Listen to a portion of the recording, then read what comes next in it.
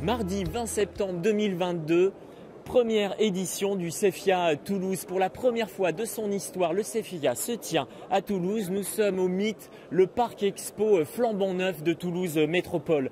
Et d'ores et déjà, le CEFIA est le grand rendez-vous des industriels de l'agroalimentaire du Grand Sud-Ouest et un rendez-vous industriel de taille avec la tenue conjointe du CEPEM Sud-Ouest. Et bien 300 exposants ont répondu présents, une offre couvrant tous les métiers de l'usine agroalimentaire, emballage et conditionnement, procédés et équipements, ingrédients et PAI. Et comme pour Rennes, l'événement trouve aussi sa place sur la plateforme mycefia.com avec les conférences en live et en replay et l'émission L'essentiel du salon que j'ai le plaisir de vous présenter. Le principe, je partage avec vous ma visite, une sélection de nouveautés et des interviews d'experts. Et pour entrer dans le vif du sujet, je suis avec Hugo Bilotte, ingénieur commercial pour la société Ben. Votre société a développé un nouveau convoyeur très à jour et sans zone de rétention avec un système de relevage de bande rapide. Vous pouvez nous en dire plus ? Oui, tout à fait. Pour nos nombreux clients dans l'agroalimentaire qui ont besoin d'équipements et notamment de convoyeurs hygiéniques pour la sécurité de leurs consommateurs, on a développé un convoyeur entièrement en inox 304L micro-billet avec une bande aux normes alimentaires à entraînement positif, un châssis tubulaire avec des soudures en continu pour éviter toutes les zones de rétention et comme vous l'avez dit, une bande à relevage rapide qui permet un nettoyage facile et à grande eau. Merci Hugo et je vous propose de me suivre dans les allées du salon CEFIA pour repérer une autre nouveauté. Nouveauté à ne pas manquer sur le salon, le nouveau cuiseur proposé par la société SEMI. SEMI, une société d'ingénierie qui accompagne depuis 30 ans les industriels de l'agroalimentaire avec des machines spéciales et des process innovants. Ce cuiseur bénéficie d'un système de chauffe par double pot. Ce n'est pas un système par injection directe. Je suis avec Frédéric Chapuis, le dirigeant de SEMI. Pourquoi ce choix ? Bonjour déjà, c'est un choix purement technique, à savoir que depuis notre expérience de cuiseur fait que nous avons opté pour la double pot pour avoir une cuisson en fait si vous voulez plus homogène dans les produits que nous pouvons cuire, à savoir des viandes, pâtes, légumeries. Cette cuisson permet douce, permet en bain-marie, permet d'avoir vraiment une qualité produit qui est hors norme par rapport à la cuisson standard qui est de l'injection directe de vapeur. Merci Frédéric Chapuis. Vous me suivez, nous continuons notre sélection de nouveautés à voir sur le salon. C'est tout l'ADN du CEFIA que de proposer des solutions pertinentes pour toutes les tailles d'entreprise. En Occitanie, la taille des entreprises est relativement modeste. C'est un tissu d'entreprise essentiellement composé de PME avec un effectif moyen en Occitanie de 22 salariés et une grande diversité de production. Produits laitiers et viandes dans l'ouest de la région. Et justement, je suis avec Didier Robert. Vous êtes commercial pour la société Murin et Fouillat. Bonjour. Bonjour. Et vous proposez sur le salon une formeuse basse pression de steaks de viande hachée. Ce sont des steaks façon bouchère. C'est ça, tout à fait. Donc c'est la nouvelle gamme de steaks. On n'est plus sur des steaks pression traditionnels, mais on vient former avec une mâchoire un lit de viande pour avoir un steak moelleux à cœur. On peut faire jusqu'à 40 portions minute en simple outillage et on a une option avec un outillage triple. On va pouvoir tripler la cadence jusqu'à 120 portions minute. On sort un lit de viande et c'est à partir de là où on fait soit de la viande en vrac, ce qu'on appelle des cheveux d'ange, ou alors on met le système formation steak basse pression. Merci Didier, nous poursuivons notre visite. Suivez-moi dans les allées du CEFIA Toulouse. Toujours pour les applications viande, nous sommes sur le stand de la société alsacienne Fesia qui présente un équipement de son partenaire Vemag. Ce poussoir dénommé Robi a la particularité effectivement d'être équipé d'une commande intuitive, une facilité d'utilisation qui est déterminante pour que cet équipement soit approprié par le plus grand nombre. Voilà un exemple, nous allons en trouver d'autres, suivez-moi. Arrêt sur le stand d'Ado Technologies, une société basée dans le Jura et qui présente la Cutter Titan 80. Alors déjà, elle se distingue parce qu'on est véritablement avec un matériel fabriqué en France sur le site de Poligny. C'est un système qui permet effectivement de préparer des farces fines sans échauffement du produit, de travailler différentes préparations alimentaires, toutes les chairs à viande par exemple, et qui se caractérisent par sa rapidité d'exécution.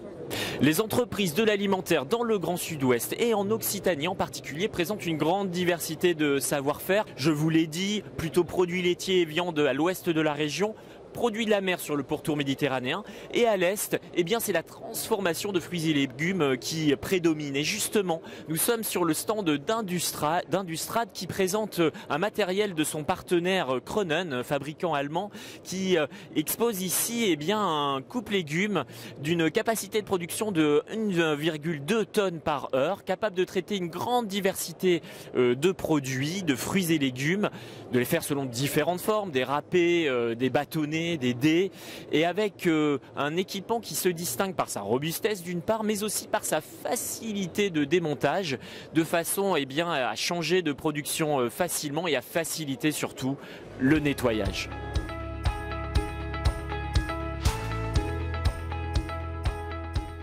Autre nouveauté à voir sur le CEFIA Toulouse, nouveauté à voir jusqu'au jeudi 22 septembre au Meet Toulouse. Il s'agit du nouveau groupe de pesage étiquetage présenté par la société Vendée Concept. La trieuse pondérale Calibra T Quartz est composée d'un plateau de pesée qui permet de calibrer en mouvement tout type de produit nous emballés. La performance industrielle passe par une mécanisation pointue avec à la clé des gains de performance et de compétitivité. Et pour aller plus loin encore, le CEFIA met à l'honneur également les technologies de l'industrie du futur, automatisation et digitalisation. Suivez-moi. Nous sommes justement sur l'espace Industrie du futur, un programme porté par la région Occitanie en partenariat financier avec l'État et porté par la coopération agricole Occitanie et la REA Occitanie. Je suis avec Flavien Soler, responsable régional digital et usine du futur à la CCI Occitanie. Est-ce que vous pouvez nous en dire plus sur ce programme ? Oui, bonjour. Donc ce programme Industrie du futur qui est donc porté par l'État et la région a pour objectif d'accompagner les entreprises industrielles de l'Occitanie qui souhaitent augmenter leur performance et développer leur productivité. Donc les entreprises ont la possibilité d'être accompagnées sur un diagnostic court de 5 jours qui fait un état des lieux un petit peu de leur entreprise par un des 7 architectes qui a été mandaté par la région, et elles sont accompagnées par la suite, si elles le souhaitent, pour mettre en œuvre ces actions dans leur entreprise. Et vous, concrètement, Flavien, que faites-vous ? Alors nous, dans les chambres de commerce et d'industrie, l'objectif c'est de sensibiliser les entreprises à ce programme. Donc on a un certain nombre d'activités. On organise des réunions d'information, des ateliers, des webinaires, donc avec des entreprises qui sont des expertes et avec les architectes, et avec des entreprises qui se sont déjà engagées dans la démarche Industrie du futur. Donc on organise aussi, comme vous le voyez, sur des salons industriels, des vitrines Industrie du futur pour donner envie aux industriels de s'engager dans la démarche. Merci, une approche très concrète qui va bénéficier à 400 entreprises sur la période 2020-2023 et les accompagner dans leur transformation.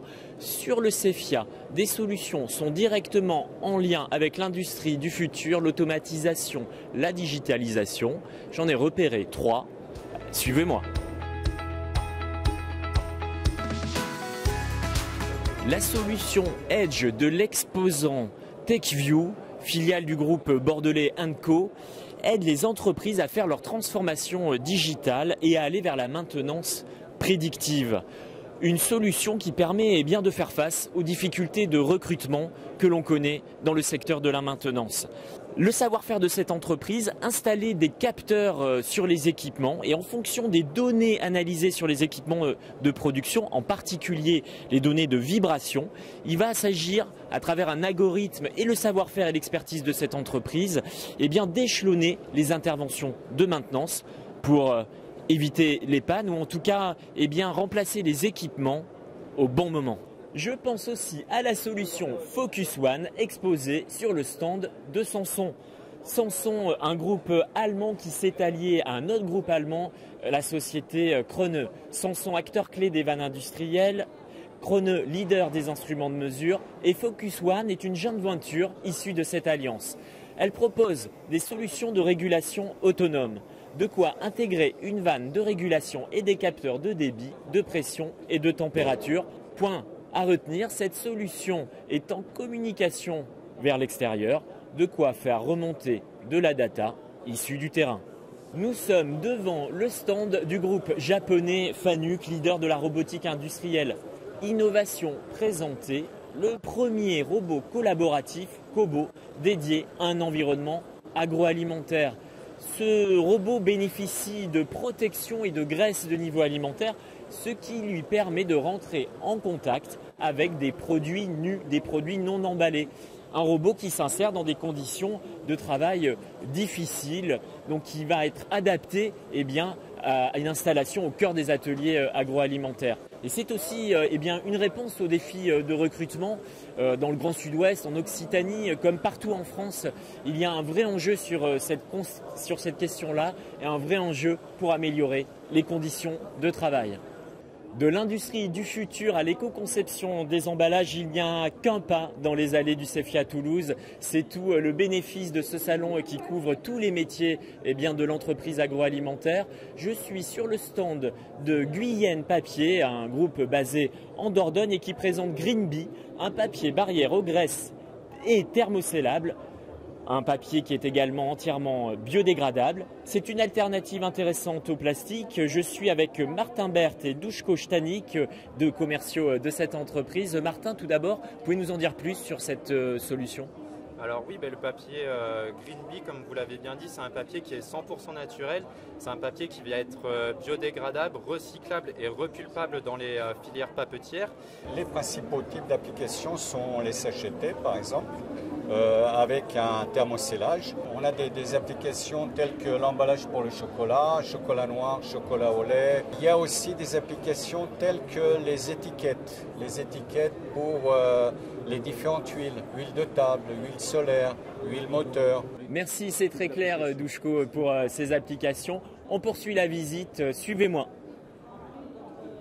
Après l'innovation emballage, place à l'innovation ingrédients. Nous sommes sur l'espace Cosmed. Cosmed, c'est l'association des PME de la filière cosmétique. Cet espace est dédié à des exposants qui vont répondre aux attentes à la fois des industriels de la cosmétique et des industriels de l'agroalimentaire. Nous sommes sur le stand de la société Biocorium. Je suis avec Frédéric Kozak, qui est la directrice générale de cette société qui propose de nouveaux actifs naturels grâce à un procédé breveté de phytofermentation. Frédéric, vous pouvez nous en dire plus sur ce procédé ? Alors, nous avons développé notre procédé de fermentation avec des ferments symbiotiques que nous avons brevetés, donc qui est original. Et nous proposons des ingrédients à façon pour les industriels de la cosmétique. Notre procédé répond aux tendances actuelles de la beauté, éco-responsabilité, traçabilité et naturalité. Et notre procédé est éco-responsable, peu énergivore. Et donc, on a quelque chose d'original comme procédé. Merci Frédéric. Une tendance effectivement à la naturalité très présente sur l'offre ingrédients. Une autre tendance, c'est la végétalisation de l'alimentation. Suivez-moi.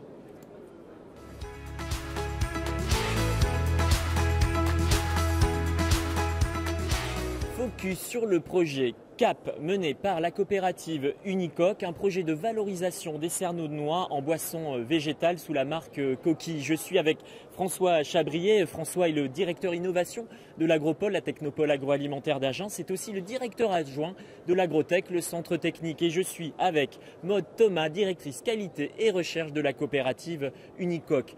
Tout d'abord, François, ce projet CAP, en quoi consiste-t-il ? Alors le projet CAP, ça c'est pour Creative Agro Project. C'est quoi? C'est un projet qui a été monté avec RIA, le CFIA et Agropole et Agrotech.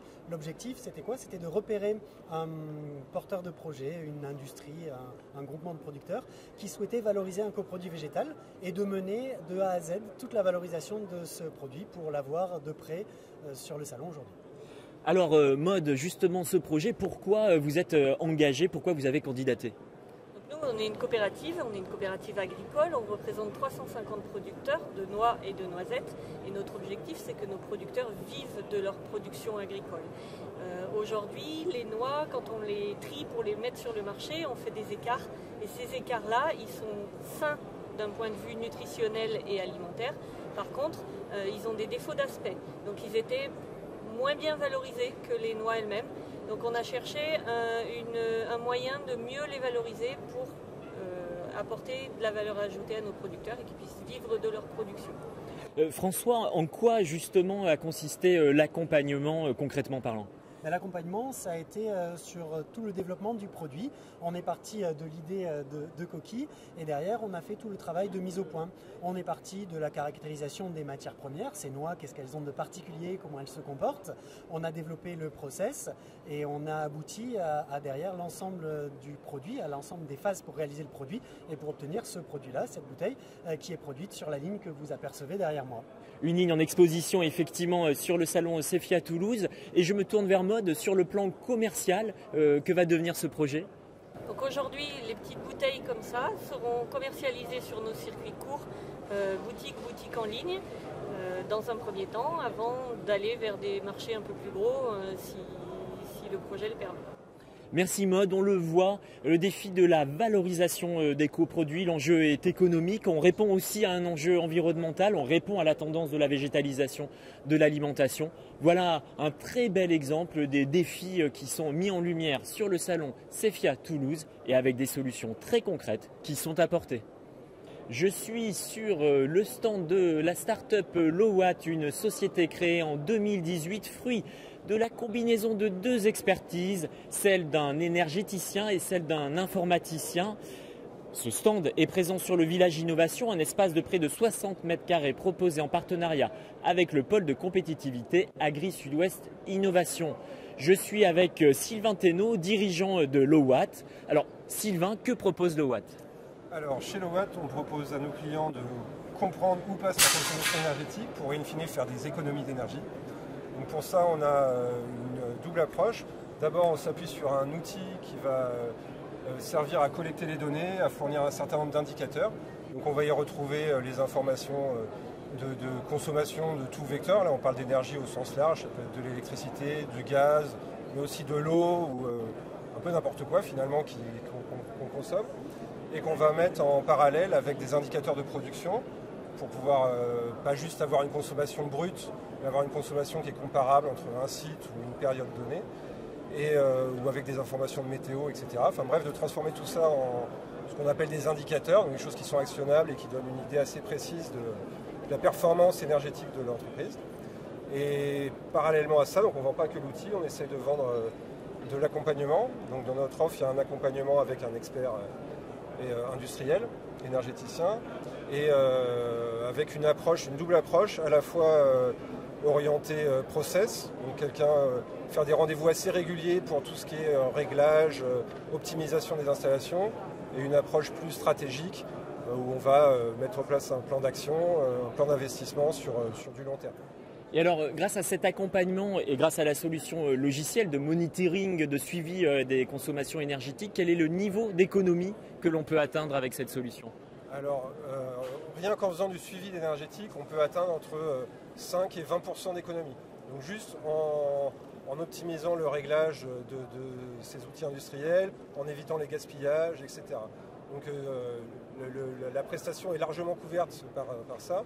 Et après, derrière, l'idée, c'est de mettre en place des investissements, des plans d'action dans lesquels il y a des investissements avec des temps de retour de plus ou moins longs, entre 2 et 6 ans, on va dire, dans une deuxième phase, quoi. Voilà des chiffres très significatifs. La start-up Lowatt qui apporte une solution tout à fait pertinente pour répondre à la crise énergétique que traverse tout le secteur.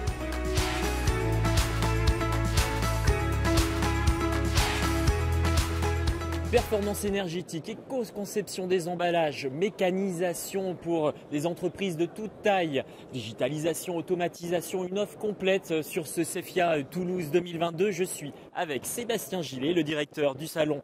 Pour conclure, le secteur agroalimentaire a des défis de taille à relever. et le CEFIA Toulouse répond présent. Le CEFIA Toulouse répond présent. Bonjour à tous, bonjour Pierre. En effet, on a beaucoup de plaisir à faire cette première édition du CEFIA qui n'a pas pu se faire en 2020 pour les raisons qu'on imagine. Je remercie bien sûr les 300 exposants parce que faire un premier salon, c'est aussi faire confiance à l'organisateur. Alors certes, la marque CEFIA est aujourd'hui une marque de confiance, une marque d'histoire, une marque de fidélité. Mais je crois que dans une région aussi forte que la région sud-ouest, avec des typologies d'entreprises un peu différentes de celles de la création du CEFIA, en effet, on a plein d'enjeux à y répondre. Les exposants, une nouvelle fois, ont encore cette agilité, encore cette force, encore cette passion. Et je tiens une nouvelle fois à leur remercier de porter l'agroalimentaire comme ils le font. Merci Sébastien. Agilité, ça sera le mot-clé et le mot de la fin de cette émission, l'essentiel du CEFIA. Le CEFIA Toulouse se poursuit jusqu'au jeudi 22 septembre. Une offre pertinente grâce aux 300 exposants, des animations phares, l'espace Industrie du Futur, le village Innovation, l'espace Cosmed, le projet de valorisation des cernonneaux apporté par la coopérative Unicoque et des conférences. Demain, l'éco-conception des emballages. Jeudi, la performance industrielle pour les entreprises régionales. Et pour se projeter à moyen terme, Sébastien, cap sur le CEFIA Rennes. Rendez-vous pour la 26e édition, en effet, du 14, 15, 16 mars, une nouvelle fois à Rennes, un peu chez nous, pour cette 26e édition qui est déjà complète aujourd'hui. Donc pareil, les enjeux que vous avez évoqués, Pierre, ils seront de nouveau d'actualité, en tout cas pour la prochaine édition du CEFIA Rennes. Et pour le CEFIA Toulouse? Eh ben, rendez-vous dans 2 ans, en effet, sensiblement même date, on n'a pas encore les dates précises, mais on sera toujours fin septembre 2024 sur ce joli parc Expo de Toulouse. Fin septembre 2024, merci Sébastien, prenez date, merci à vous.